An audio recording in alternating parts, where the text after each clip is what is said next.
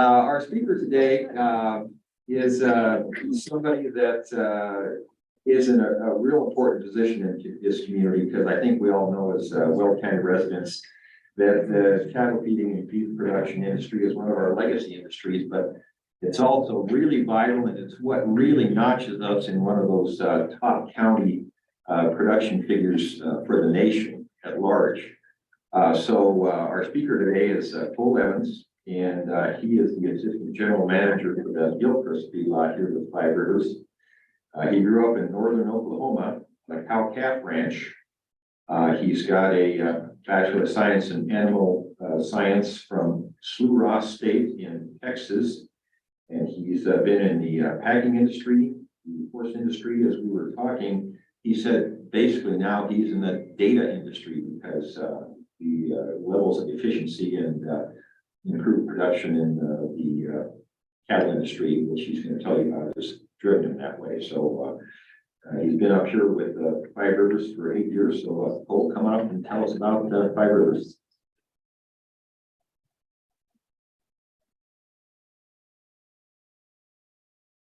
Thank you. Thank you very much. First, I just want to say thanks for having me. Any chance that we get a chance to meet our neighbors, that's a great opportunity. And any chance that we get to tell our story as agriculture and beef production, we also welcome that chance. So I appreciate you reaching out, Carl, and letting me come today. So as we said, I am the assistant general manager with Rivers Feedlot for 5 Rivers Cattle Feeding. We are just down the road here, about 9 miles. I will talk about some of our other operations, but I wanted to make a focus one today on kind of what we do as an overview, kind of the history of Weld County and our presence here. So I wanted to focus more on the yards that you guys may be familiar with, or you may see as you're traveling through the county. And then a little bit about what we do, because I had a chance to look up Rotary when Carl called me. I admit I wasn't very informed on it, but I saw your website and what you guys are interested in and passionate about and helping your community. So I wanted to touch a little bit on what we care about in our community, as well as in our industry, and how we're trying to move food production forward. So 5 Rivers Cattle Feeding was established in 1920. The Montford name's a pretty well-known one around here, and I will talk a little bit about the industry there. But I would just want to say that I embedded a video for this that I'm not going to show today, but we are on YouTube. And if you'd like to see more about our culture, to actually see our operations up close and see what it looks like to what we do, I welcome you to that opportunity. It's just under 5 Rivers Cattle Feeding Recruitment. This is something that we put together to take to colleges and show to engineering and agricultural students. I'm certainly not here to recruit cowboys for the summer pen riding, but it's a great look at who we are and what we do. But as a larger overview, 5 Rivers has 13 locations. We are across 6 states. Those would be Colorado, Kansas, Oklahoma, Texas, and Arizona, and Idaho. With that collected capacity, we can feed at one time 865,000 head of cattle. And we do that by employing more than 600 amazing people. Within that 600, that also includes our corporate headquarters, which is just over in Johnstown in Larimer County. So it takes a lot of people to get that done. And that puts us at about 1.5 times the size of our next competitor. And we believe we've done that by hiring the best people in the industry. So in feeding those cattle, we put to market 1.8 million head of cattle per year. So that is no small task to get that done. And the big thing is we take pride in safe, environmentally sustainable operations, and the land and the livestock are absolutely our first priority. So I talked about Montford in the name that started. So Warren Montford came back from World War I and had a really strong idea. He came and farmed in the northern Colorado area, and he said, I've got a surplus of grain and I need a way to utilize that. And at the time, the common practice was to still rail cattle from the Central Plains and move it over to Chicago, Wisconsin, the upper Midwest, where the packing was, that it could then be moved farther east. And the Montford innovation was really about, if I can feed excess grain here, which is in great supply, I can shift the industry and move the packer towards me. So what that did, as they grew their farm and their business, Kenneth Montford innovated this idea and really built the first 1,000 head feedlot, which at those kind of numbers will bring large packing facilities from Chicago to the northern Colorado area. And now we see them all over the central southern high plains. At the same time, our beginnings come from Montford. They also come from a company called Continental Grain. And the grain trade is critical because without the product to put into the cattle, we can't make beef. So the Freeburg family was a family from Belgium that started a small grain operation. In 1848, they saw a big famine, and one of the sons actually got on a train and went to Romania because he needed to buy grain. So he loaded with a lot of risk to get on a train and go buy grain across Eastern Europe and start bringing it back. Well, that idea that was kind of a selfless act initially began grain enterprise across Europe. So later in 21, at the same time that Warren Montfort started feeding excess cattle to grain, they saw the opportunity in the expansion in industry after World War I in America and came to New York City and Chicago and started a grain trading enterprise. That continued to grow until 1975, the Continental Grain Company, as it formed, started buying their first feedlot, mimicking the Montfort's business model. So Five Rivers growth truly came out of those two companies' ideas. And as that company formed throughout the years, it traded in many hands. ConAgra is a large ag company that many know their name. Swift and Company, Smithfield, and JBS, who's also here in Greeley as their USA headquarters, have all had a hand at times of building and developing Five Rivers. But as it's come through its journey in 2018, JBS sold Five Rivers to a group called Pinnacle Asset Management in New York. And so then Five Rivers Cattle Feeding, as we know it today, was born. And basically what that let us do was, rather than be a supplier to a packer, we were the first time seeing ourselves as a sole entity of feeding cattle and bringing them to market. So in 2022, we also bought some yards from a company, from a man named Dallas Horton, who was a veterinarian in the area. He decided that he would work away from cattle feeding. And so we've seen our latest expansion again here in Weld County as we purchased 2 of those yards. So going into a little more depth about our yards here. So the first one to talk about would be Gilchrist Feedlot. So Gilchrist Feedlot was actually the second yard that was built by the Montforts. And when it was built in its capacity, it was built to 100,000 head. Today we operate that at 60,000 head.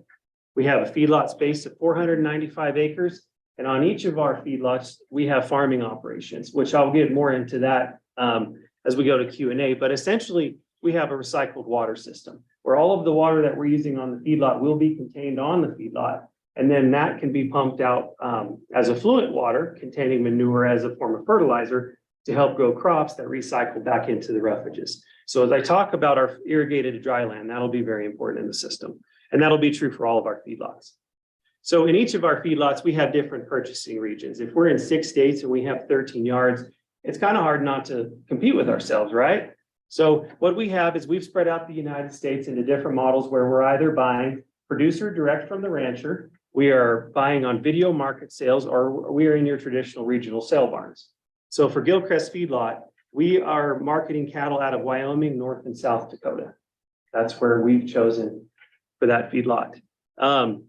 In addition to that, as we're feeding cattle, we've also have to have our own grain storage units, and we have our own feed milling operations. So you guys may see as you're driving on Highway 34, a tall grain elevator just south of town. That is us there. That grain elevator was built when the yard was built in 1969, put in operation in 1970. And we have the ability to hold 375,000 bushels of corn there.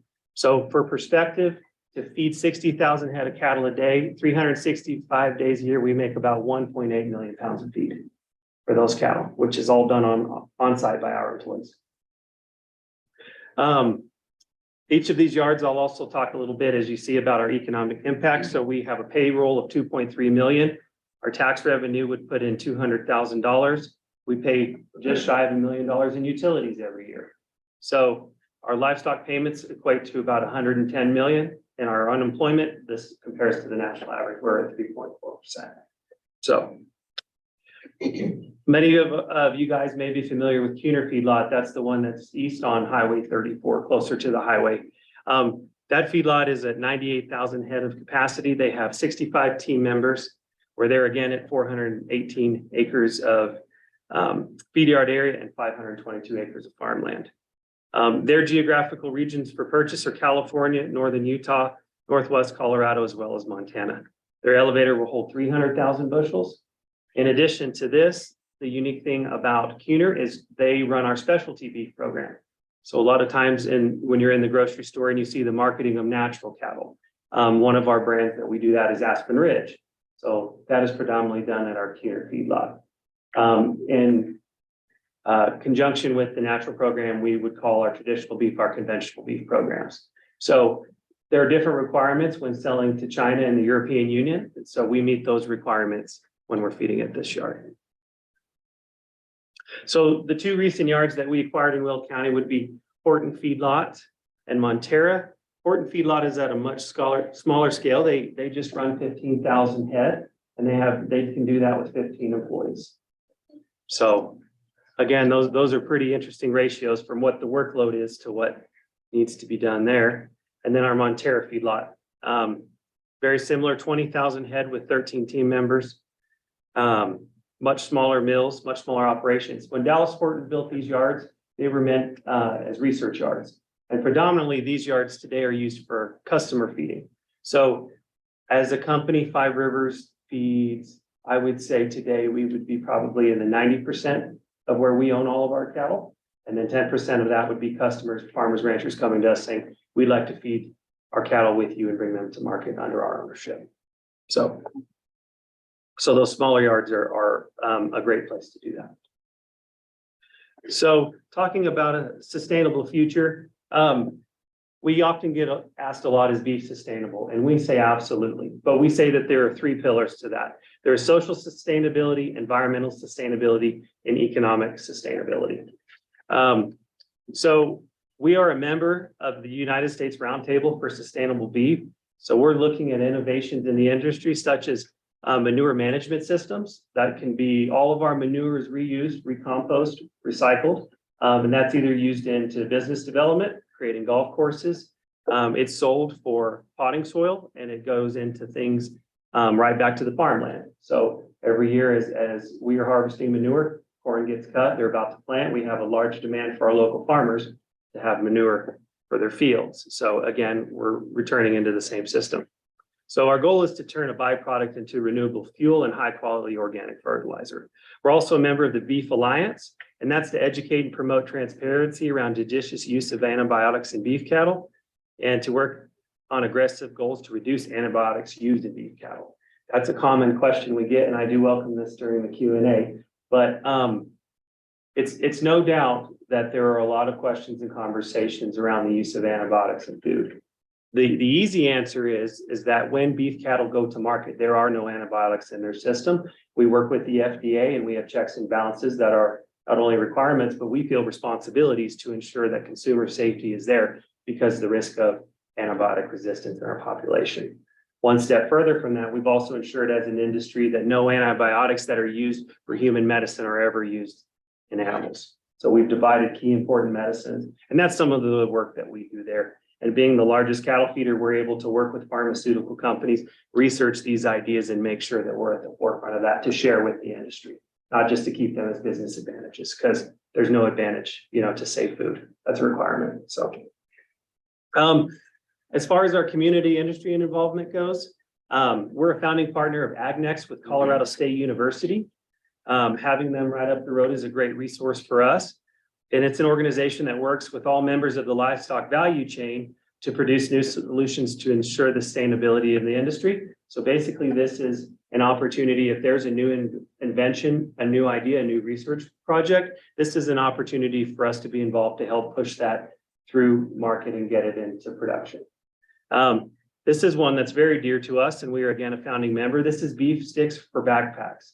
The Larimer County Food Bank makes sure that kids that have food insecurities go home with some sort of sack lunch for the weekends. So what we do is we make sure that a portion of our beef can be turned into beef sticks that will go into their backpack so that they've got a healthy protein. So, and there's websites on all of this out there, but this is one that, and our employees both volunteer at their drives and also donate money out of their paychecks to ensure that this program carries forth. So that's a big one for us.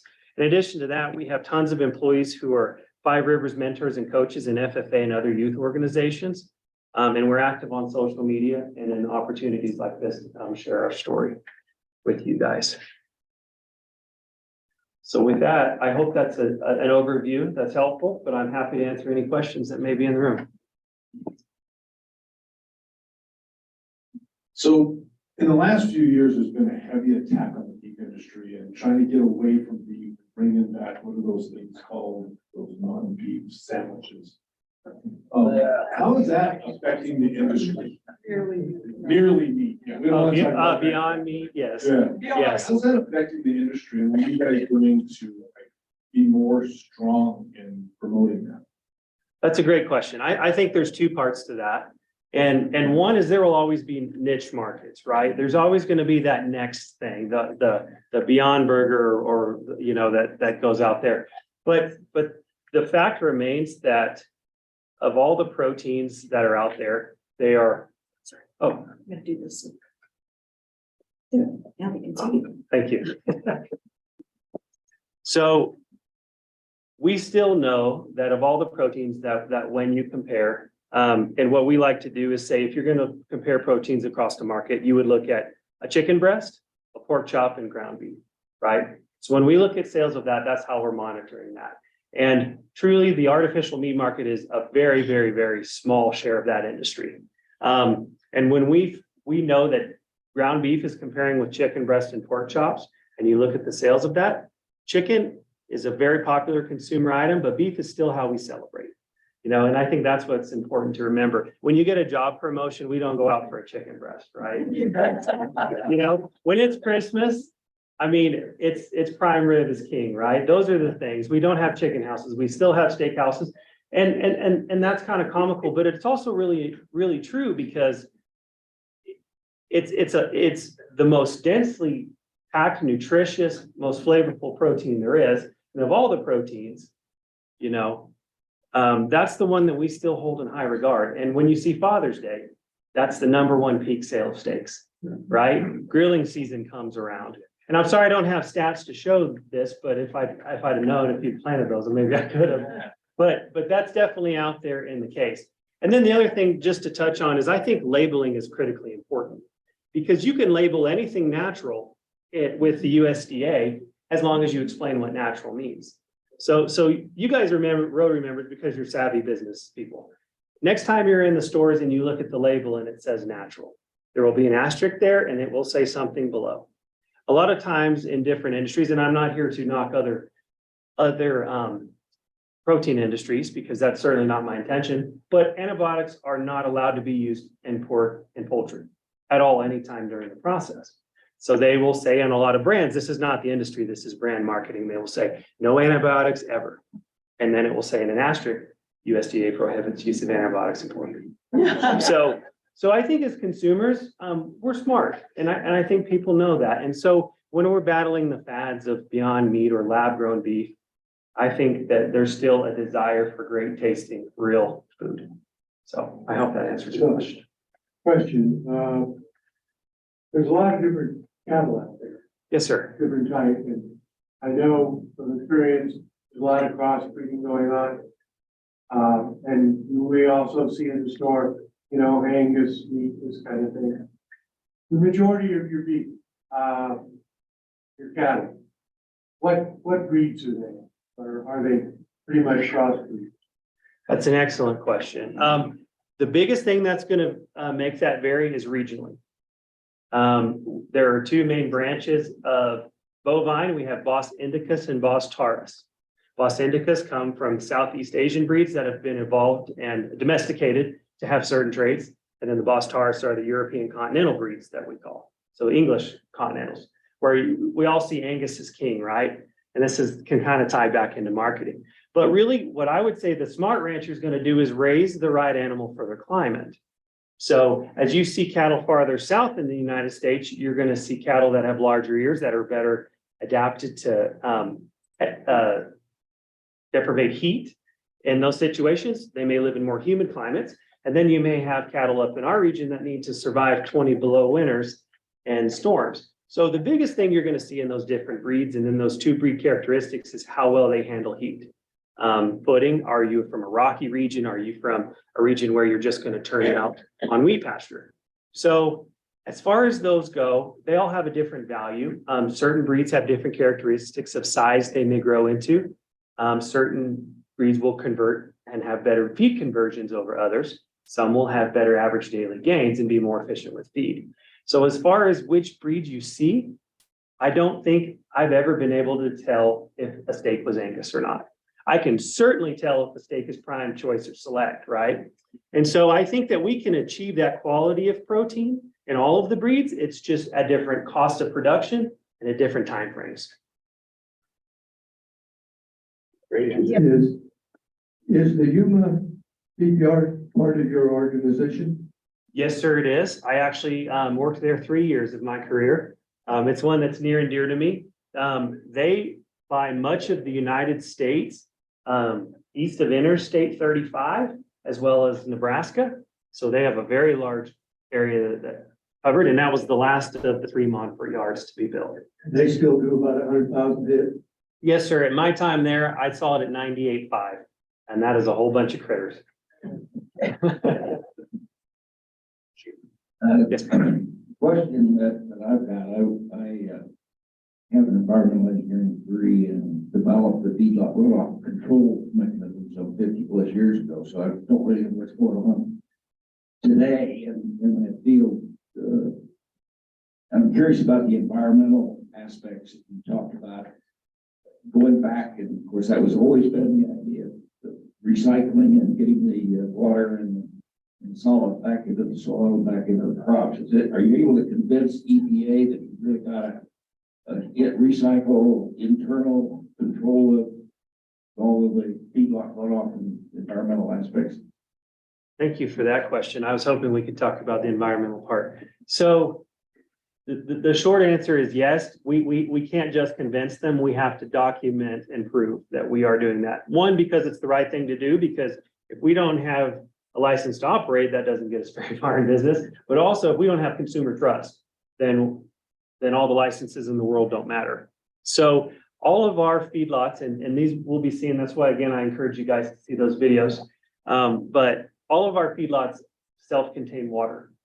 We do these in collection ponds. It's probably very similar to when you were in the industry, sir, where what we do is we collect all of that runoff, and those are lined ponds. As those fill, we are allowed, as we monitor our effluent levels, to go back to our farmland to let that water run off. There's also a lot of evap there, but obviously none of the solids will leave when it's evaporated. The other thing is in our feedlots, we are utilizing water recycling systems. Keener feedlot would be a great example of this here, as well as our feedlot in Colorado Beef, where they're drawing their water from the Arkansas River down there. Is we are running our water filtration system where water is pumped through. So let me say that I guess this way, as a water tank is running, there is an overflow. And one of the reasons we will overflow in the winters is because moving water freezes at a lower temperature. So we have to ensure cattle have water to drink. It's the most important nutrient we have. That water will be collected into runoff systems that will go into those retention ponds that are lined and inspected by the state of Colorado. Those ponds are checked on a weekly basis and documented, and water samples happen at a monthly level. All of the water that moves and is transferred through the yard is caught on flow meters, because as I moved back to Colorado, I've learned that Colorado has very, very, very strong water loss. So we are monitoring every gallon and acre foot that we're moving through the feedlot. How Keener's system works, though, is as they have water, it can be collected into water tanks used, run back through a filtration system, and UV light purifies it to be recycled once again. Now, that isn't the right answer for all of our feedlots, but we are monitoring and reporting on a monthly basis all of the water we're using, and that all of the systems and flow meters that we are using are accurate and secure. I increase, I want to talk a little bit about the air quality. The water quality is what I was familiar with. There's a lot of bills in the state legislature about air quality and the amount of pollution that is air pollution that is caused from the feedlots. What's your feeling, and how do you manage that? That's a great question as well. So the biggest form of air pollution would be one, ammonia gases that everyone talks about, that the animals already admit, whether we pen them up into a feedlot or not. But the second part of that is we are creating dust. Dust dries, it creates particulates, and that pollutes in the form of dust. So there's two ways to really look at that as I see. One is dust and one is powdered fertilizer, you know? So what's the problem with powdered fertilizer is it leaves the area that it was meant to be contained in. So all of our yards in this area, especially where we're very close to our neighbors in a more urban environment, and I say urban environment as compared to some cattle feeding operations are miles and miles outside of town. We run sprinkler systems. So the first thing to contain dust is that we are running sprinkler systems. We are actually also able to pump the effluent water that we've collected as waste to put back onto the pens. So we're using that to recycle back into dust control. And the second thing of that is there will always be a cost of carbon. That's a hard one to avoid. And I can't get up here and tell you that we don't emit carbon, because that would be untrue. But the levels that we do and how we manage it, we're utilizing industry technology that we can actually measure the air quality. We are running lasers across our yard, because a big part of causing the source is what is our share of it. So if we're measuring that, because we live by the mantra, we can't manage what we don't measure, and I think that's true for all industries, frankly. But if we are monitoring that, we have our first step of controlling it. And the second thing is we have to say, what is the cost benefit of that? Because we know that having cattle on our rangelands of the United States is critical, because we have millions of acres of this continent that are no good for farming. You know, we often hear the case, well, if we weren't using that land for cattle production, we could use it to grow, you know, plants. But there are millions of acres in this continent that we can't farm. And before we came, there were a billion shy, maybe, I'm going to go loose on that, but of buffalo that were recycling our grasslands and keeping our rangelands healthy. So what I say is I feel that the use of feedlots is the most efficient system to do that, where we are the fourth largest cattle producing nation in the world, yet we are far and away the largest beef producing nation in the world. And so we say, how do we do that? And I think it's by being efficient. So by bringing cattle into the feedlots, we are actually more environmentally conscious. We are actually producing more beef on less time. And those economic impacts, the carbon that the cattle are emitting will be there. If we're confining it to an area, we have to be diligent about our land and our resources, as I said in the beginning, because we are concentrating it. But I think the payoff of the efficiency for that shows and is worth it. Yes, sir. I have a question for my 11-year-old son. I told him about it earlier today. Great. Next question. These are all really good questions. This is fun. So when we were driving out past east and saw the feedlots, and in each fenced-in area that have cattle in it, there's always like a raised mound or a hill. Can you confirm, is that for them to play king of the hill, like my son thinks, or why is that there? That is an excellent question. And That's really Andy's question. yeah. Like, I'm interested too.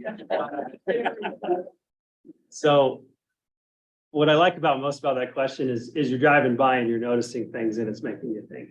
But the biggest reason for those mounds is let me speak for my operation at Gilchrist. Each time we move the cattle, we will run equipment through the pen. We use a land plane that's going to level and move excess manure. Cattle have a tendency to play and dig. That's one unique thing about them.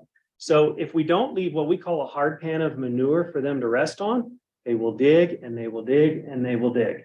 And so what we do is we put that one to centralize the pile to make sure that they have a nice dry place to lay down when it is dry. And when it's wet, they kind of have a nice dry place to come lay down there. But other than that, those piles will be hauled out. Farmers will buy that manure and we will load that to go back to the fields to fertilize. But the short answer is cattle have a happy, clean place to lay down. And they like to play king of the hill. And they do like to play king of the hill. I mean, they're herd animals, you know, they're gregarious. So the social time for them is very important. And when you're in short taking animals and you're confining them in a space, they are certainly happy, but because we're meeting all of their needs, you know, when they have clean, water to drink, when they have nutritious food to eat, and they have a chance to be social and have enough square footage to feel herded, then they're pretty happy. And that pile is just kind of a byproduct. That's a win-win. Cool question. Yes, sir. You kind of alluded to this a second ago, talking about, what's actual usable, farmable land. Is there any industry concern like there is on the produce side, where they're having to look at things like vertical farming in certain areas, or, just all these different, rooftops and things like, obviously more densely populated than we are here, but, we're not going to get smaller by population. So I would assume just the geographical areas that you're able to do stuff at the scale you guys need to do it is going to get harder and harder to come by. Is that so far on the horizon that there isn't any consideration being made for that? Or is there something that you guys have already kind of identified as some solutions when you have 100,000 cattle and you can't fit 100,000 cattle somewhere? What do you do in that scenario? That's interesting. And I think first off to say that I don't think there's any challenge of business space that's too far out to really start to talk about. And as you look at it, again, all the different protein sectors, you have the pork industry and the poultry industry that is very vertically integrated. Those guys kind of go into their operation, and that's where they see and they lead. There was a program tried by Russia as a government to vertically integrate the cattle industry in the southern Siberian grasslands, where they would bring cattle in, they would birth them there. They had the seed stock of the bulls to breed, they would raise, and they would go straight to the feedlot in a closed system. And that really was not successful. And I believe the one reason that wasn't successful, and as experts report, they were paying veterinarians from the United States, they were paying cowboys from the United States to go and teach these folks how to raise cattle, how to ride rope, literally how to vaccinate. And they had all the science in the world because they were paying Americans handsomely to do that. But there is a lot of skill and there is a lot of knowledge that has to be obtained to make ag that operates on such slim margins viable. And I think that when government oversight or too much corporate oversight gets in the way of that, bureaucracy forms and the wrong decisions can be made. So I think that's one reason, as an example, why that's not the case, why our 13 feedlots run as autonomous businesses. So when I go to work every day, I'm able to buy my own cattle. I'm able to secure my own grain. I'm able to contract with my neighbor farmers to buy their roughages and silages because I know what my needs are. I know what my people face and I know how that needs to be done. Plus I've developed relationships with those ranchers in Wyoming and the Dakotas to know their cattle and how I can truly price them to be profitable, as was an earlier question. I don't think with the time it takes to raise beef, because we take in a 750-pound steer on average, where I'm going to feed him 190 days. I know I'm going to probably on let's say, Bill Klein's cattle, he's a customer of ours. I know that I'm probably going to have a conversion of 6.34 pounds a day and a daily gain of 2.9. That's really hard to integrate that kind of knowledge and intimate relationship in the business. Plus, he's got 9 other feeding companies that I'm going to have to compete with for his cattle. So the space it takes, the time it takes, and the complexity of raising beef versus I'm just going to raise 10,000 hens and I'm going to hope for the best. And my cost margin is so good because poultry's at such a low point that I can afford to be a little more risk taking. I think that's what keeps it from being vertically integrated, if that makes sense. Last question, Rick. Just one Yes, sir. quick question. I read a report recently that indicated that, particularly given certain political climates of this country, that we may see more and more beef imported. You mentioned where the fourth largest producing. I'm going to assume Brazil, maybe, or Argentina, maybe the first largest. What do you see happening internationally as far as import and export of beef? So the USDA has a lot of great research on this. So the only thing currently that we cannot meet our own beef demand of, though we are the 4th largest cattle producing nation, is ground beef. And because Americans love our hamburgers, and that's okay, right? We don't have enough what they call trim to produce our demand for that.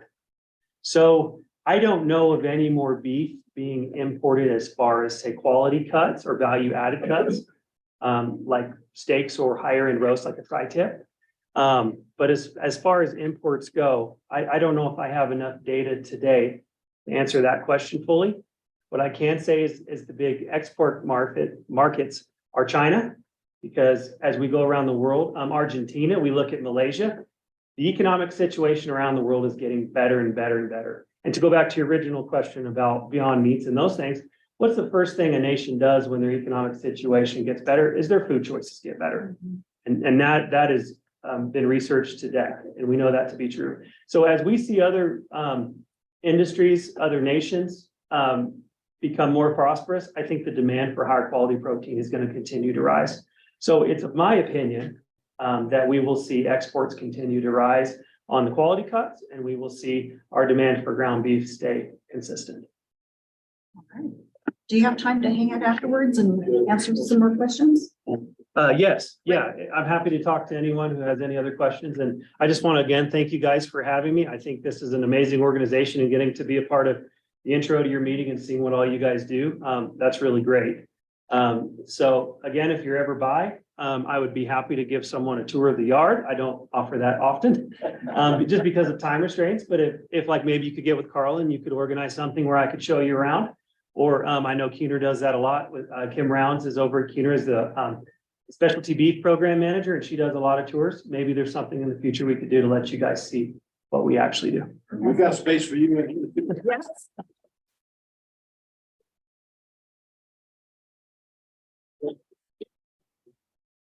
Thank you very much for your program. And as a thank you gift, this comfort animal will be going to UC Health, the paramedic division. Awesome. And the tag on it says, "This stuffed animal wants to help you when things are hard. Snuggle with it and you will feel a little loving caring. This comfort animal is given to you by Greeley Centennial Rotary in honor of Cole Evans, who is our presenter with today's date. And on the back is our 4-way test. So thank you very much. And Thank you, some guys. child in distress will be having a comfort animal.